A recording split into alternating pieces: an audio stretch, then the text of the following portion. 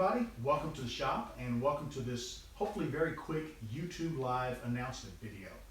I do have a special announcement to make and it means quite a lot to me, so I hope it's worth the anticipation and the wait.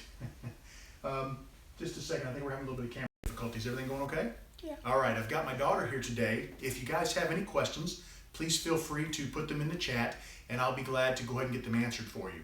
Before I get to the announcement, there's a couple of things I want to cover.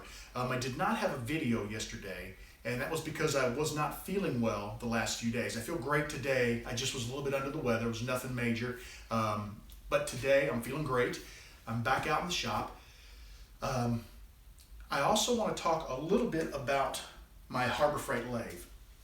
Now, you guys may remember a couple of weeks back, I dropped a video about turning between centers. And I was having an issue where I was really close to the tube on one side and kind of fat or thick away from the tube on the other.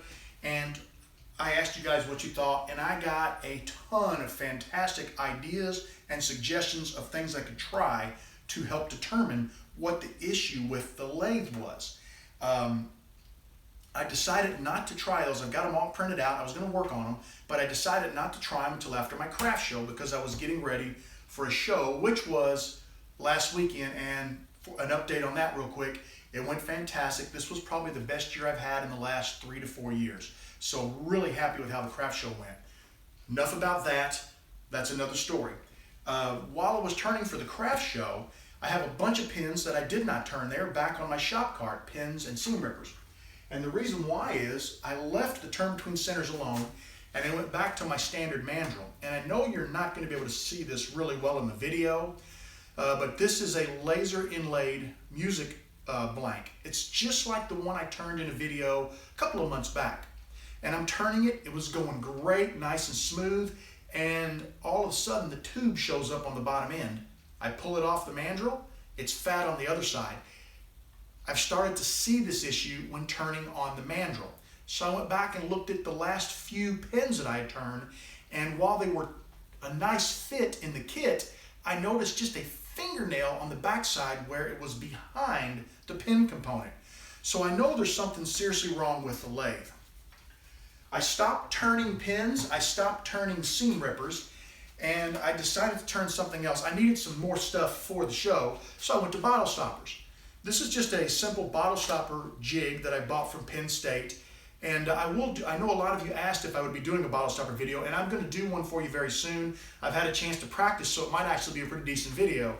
But the way this works is it's threaded, and it threads right onto the headstock of your lathe.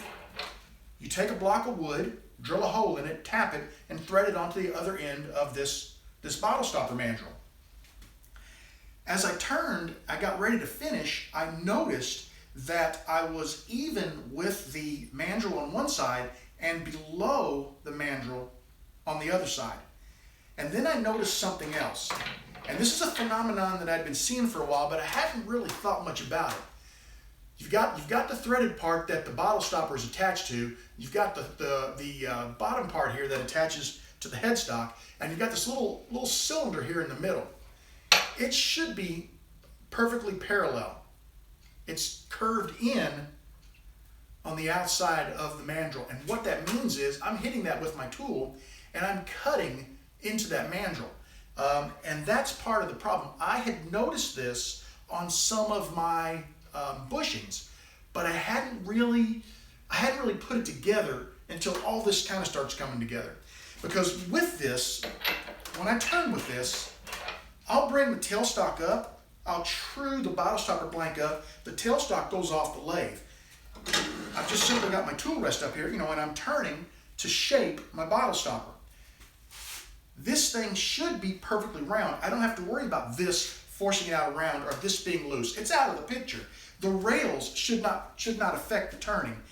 It all focuses right here on the headstock. And with it being out of round at the headstock, that's making me lean more and more toward, and many of you said this, bushings in the headstock. And I really think the bushings are wore out. What that means is I now have to put time into deciding, do I want to spend time to source bearings and figure out how to replace them? Is it really worth it? Because This Harbor Freight lathe I've had for 4, maybe 5 years. They are $220 new. I got it on sale for $199. I had a 20% off coupon. I think I walked out the door for like $169. So it's really, to go out and buy a quality set of bearings, you know, you're talking maybe 50 bucks if I'm lucky. So I don't know that it's worth fixing. That sort of leads me into my announcement, and many of you had already figured it out because I think I kind of let it slip in a shop update video on my other channel a while back. 3.5 weeks ago, Sean Shirey contacted me over on Facebook with a message and asked me, sent me a link and said, hey, what do you think about this lathe? And it was a Turncrafter lathe from PSI, and he gave me the link. I clicked on the link, and I get asked this a lot. I don't tell people buy lathe A or buy lathe B, but I try to tell them, you know, what I notice about the lathe, what the positives and the negatives are. So I kind of was telling them, well, that looks like a pretty nice lathe. You know, it's not variable speed. You'll have to worry about changing belts, and it's not reversible. And I went through the basic stuff that I would tell anybody, thinking Sean was looking to buy this particular lathe. What I found out was Sean already owned that particular lathe. He had owned it for a while, and he had turned maybe 200 pins on it or so, and some lidded boxes among some other things. And I guess he really got the turning bug bad because he then updated, bought himself a nicer lathe. And I won't get into talking about what Sean's lathes are. That's kind of his personal information.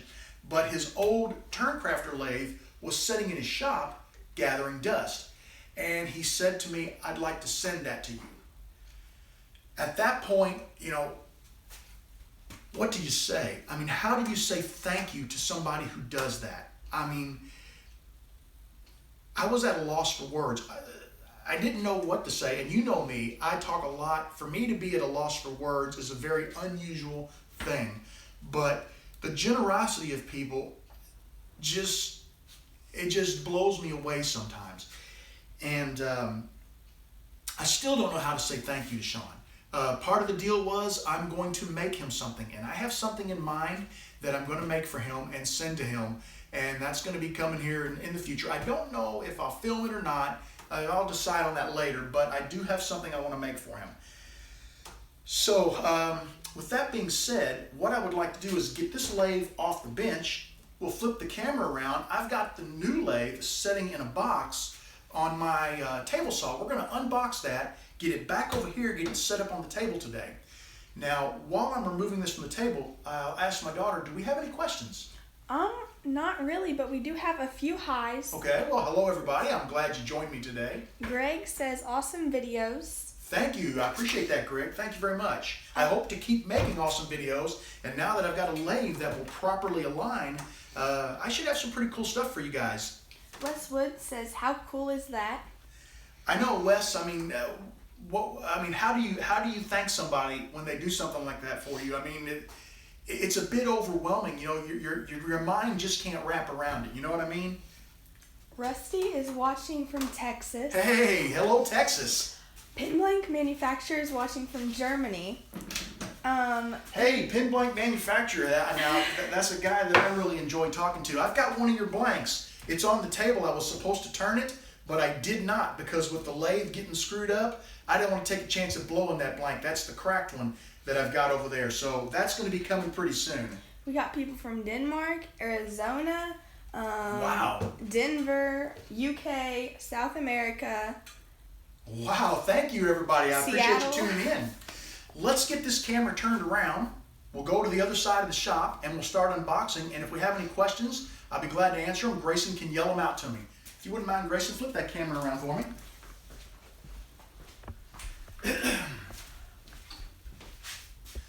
Okay, we've got a great big box here. I will let you know that last week, Sean sent me another box, and that other box had in it the tailstock, the banjo, and stay right there. He also sent me his Barracuda chucking system that he had bought for this lathe. So I'm pretty excited about this. I should be able to do boxes or bowls. The nice thing is this is 1 inch by 8 TPI, which is the same as my Harbor Freight. And it's a number 2 Morse taper, so everything I've purchased for the Harbor Freight lathe will work on this lathe just as well. So I'm very excited. I haven't opened this yet, so let's get to it. This is exciting for me, and I hope you guys find it exciting too. Maybe not as exciting as I do. I'm pretty torqued up about it. There we go. Close that so we don't have any injuries. All right. Oh, wow.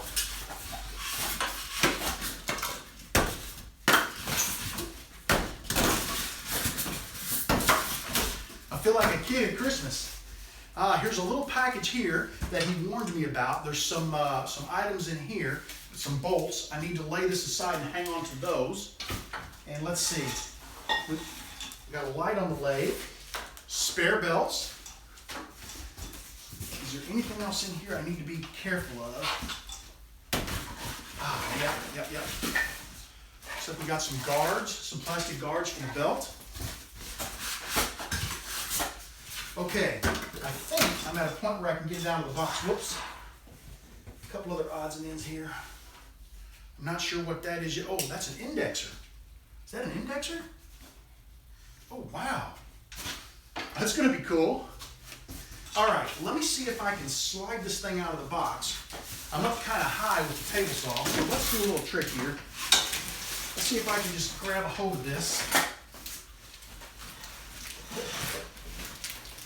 Be Happy Woodworking and Honeybee says, what type of lathe did you get? All right. Sis, if you follow me back down to the table. Someone asked, what type of lathe did you Okay. Ooh, this is a Turncrafter lathe. I believe this lathe is sold exclusively by PSI. There we go. I tell you what, it's heavier than it looks. Let's get the knockout rod out of here. I believe this lathe is sold exclusively by PSI. Oh, wow.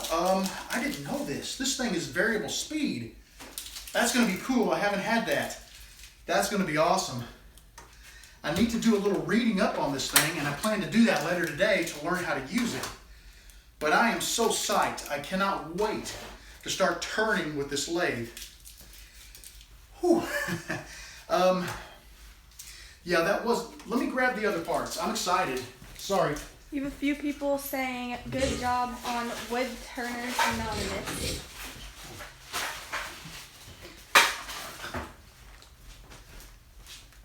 Thank you guys for the comment on Woodturners Anonymous. That was a funny story, and I'll tell you that while I'm goofing off here setting up.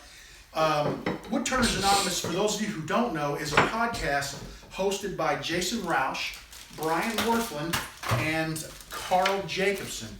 And they invited me. One night I happened to be online, and Jason Roush hit me up with a private message and said, "Hey Bob, how'd you like to be on the podcast sometime and just talk about pins?" And I said, "Man, that sounds great, Jason. Let me know when." And he said, "How about 45 minutes?"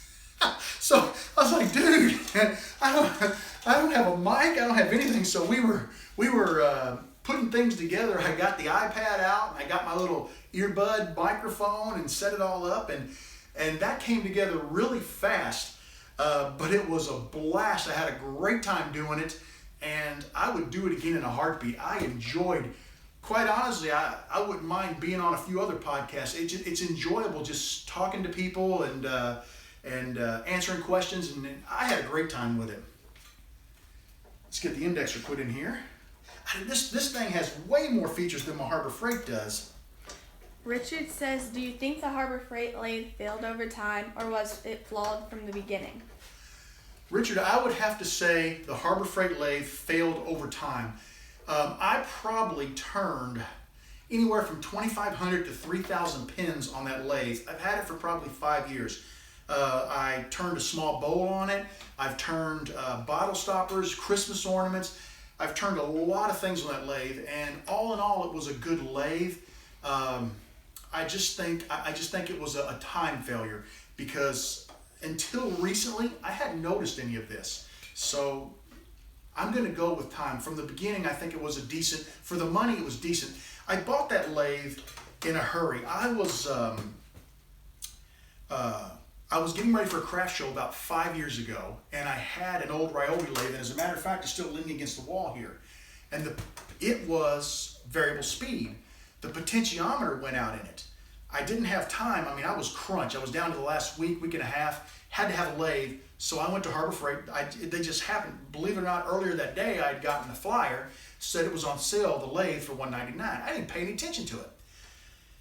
So I went in, I grabbed the flyer, I saw the lathe was on sale, I had a 20% off coupon, I zipped up there, I bought it, came home, started turning that night, and I can't really say anything bad about that lathe. All in all, I got my money's worth out of that lathe. I got a lot of turning done, and you guys have seen it in I don't know how many videos. That's probably a longer response than you wanted, but that's kind of, I'm just a little overwhelmed right now. I mean, I can't wait. I'm going to go in and look up the instructions on this. This is not the basic model. This is an incredibly nice model. I mean, with the variable speed, it's got the indexer on it. I've never had an indexer before, so I'm excited to think what in the heck I can do with that. I mean, I'm just so psyched up. I got a light right here. This is going to be great. I really hope that I can give you guys some awesome videos and continue to put out great videos with this lathe. And Sean, I don't know how to tell you thank you. I mean, I'm really excited, man. I mean, this is awesome. I never had a lathe this nice. This is the nicest one I've ever had, quite honestly. So thank you so much. He says great response and thank you. Oh, was that Sean? No, it's Richard. Oh, Richard. Oh, thank you, Richard. I'm just getting everything set up as I can. Then I'm going to go in when we get done here, and we are going to look up the instruction manual on this lathe, and I'm going to learn a little bit about, oh, look how nice and smooth that is. I can't wait to start turning on this lathe. Let's, I got to plug it up. I got to turn it on, guys. I'm sorry. I'm such a big goofball.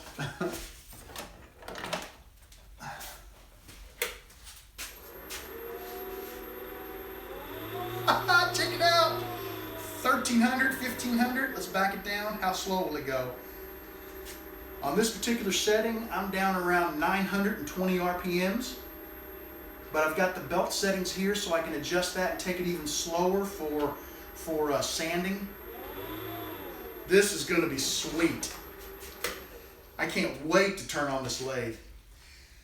Guys, that's really, honestly, that's what I had for my big announcement. I'm sorry if it was anticlimactic for you. For me, this is like, it's like Christmas. I mean, this is just like Christmas. If I can answer any questions for you about this, the old lathe, or anything else in the shop, I'd be more than happy to stick around for a couple of minutes and do that. Grayson is operating the iPad, so she can shoot those at me. Michael DeLauter, yes, he is like a kid on Christmas. I know, I'm always like a kid on Christmas. I get so excited, but this is awesome. This is awesome. I want you guys to know something to be looking forward to. I'll show you this. I took a class a while back, and I know I've mentioned it, on turning kitless pins, and I have been collecting the parts to do that. I've got a die holder for my tailstock so I can come in and tap pins. I've got the, this will hold the taps. I've got the parts to hold the dies. I've got mandrels for the cap and for the section of the pin. I've got a triple start die here. I've got the taps. I've got just about everything I need to start turning pins without kits. And I hope to do that soon. I got a few more things that I need to acquire. And this lathe is going to let me do that because it doesn't have, it's not wobbly or off center. Very soon, I'll tell you a couple of things I've got coming up. And I'm hoping this week to get you guys going on this. I want to do a bottle stopper video for you because I've been asked. This is perfect for that. I want to do a I just lost my train of thought. I was just thinking about, oh, I want to attempt the turn between centers again because I think you're going to see something. Those turn between center bushings, a lot of people commented that maybe they aren't machined properly. I know the guy that machines them, and he's pretty darn good. He machines all the bushings for woodcraft. He does a lot of machining of lathe-based equipment, and the guy is good. I trust that those bushings were solid. A good friend of mine, Holly Fritz, bought the same set of bushings at that show, and she turned them and did a small video for me, and she has a jet lathe, and they turned beautifully. So we're going to see that again. Hopefully I'll get the rest of the parts. We'll see this real soon. I'm just so excited. I got all these projects now. Now my project list is starting to build again, so I don't have a lot more for you guys. So unless you've got some questions for me, I'm going to go ahead and let this video go for now. Brian says, how do you like the CBN wheels, and are they worth the investment? Love them, and yes. They are expensive. I'll give you that. I believe it's Woodturner's Warehouse. Is that what it is? Woodturner's Wonders. Woodturner's Wonders. Rizzo. Joe Rizzo is the owner's name. He's got about the best prices on them. I gave $120 for, now we bought it on a group buy, so there were 5 of us that bought them, for this 220 grit wheel. I bought this 80 grit wheel. It does have a plastic center as opposed to the aluminum center, but I bought it for shaping, and I got this 80 grit wheel for right around 80 bucks. Then he also sells these little, you can't really see them too well, but there's this little black area outside of the inside of the nut, and it's 2 washers. They actually are concentric washers, and you turn them, and it puts your wheels in balance so they're not out of balance. They are extremely worth it. They never dull. They never wear out. You don't see your tools getting hot, and I am getting the best finish. I had a 160 grit wheel before that was a stone wheel, and of course the stone wheels, you constantly have to dress them. You don't dress these. Once you're set up, they put a great edge on a tool. I absolutely love them. If you can choke down what they cost, I don't think you'll ever buy another wheel. I absolutely love these. Peter says, good day from Australia. Have you ever turned a kangaroo leather pin blank? I did one tonight and really liked the result. That's cool. I'll be honest, Peter, I never heard of a kangaroo leather pin blank, but that's pretty sweet. Why don't you do me a favor, man? Hit me up on private message. Shoot me a photo. I'd love to see it because I honestly don't even know what it looks like. So please hit me up with a photo on that one. Wayne Williams says, new viewer from Garland, Texas. What type of tools do you use, traditional or carbine? That's an awesome question, Wayne. I tend to lean more towards traditional tools. Not because there's anything wrong with carbide. I do have carbide and I do use them. And with the bottle stoppers, you'll notice when I do the video, I'm using a carbide square cutter because I can get such a nice flat edge. I like them both. I just learned on the traditional tools and they just feel more natural in my hands, so I just lean that way. If you're a new turner, I would honestly recommend you go with a carbide tool. And the reason why I would recommend that to start with is because the carbide tool, you can just rotate the cutter or purchase a new cutter. I think they're 14, 15 bucks. If you go with the traditional tool, then you're gonna have to have a sharpening setup. This is a huge expense to bite off. I would say over time, get a grinder, get a sharpening jig, get you some nice wheels, and start moving towards traditional tools and be able to use both. But I choose traditional. They're both awesome. Seems to be it. Okay. For the question. Well, guys, thank you so much. I'm super excited about this. I hope you found it interesting. I'm going to let you go for now. If you do have any questions, this will probably shoot out to YouTube in a little while. Leave them in the comments. I always attempt to answer all my questions, and I will definitely get out there and get them answered. For now, I got to do some learning on how to use this thing. Take care, and I want you to know that you are always welcome in my shop. Come back and see me again real soon.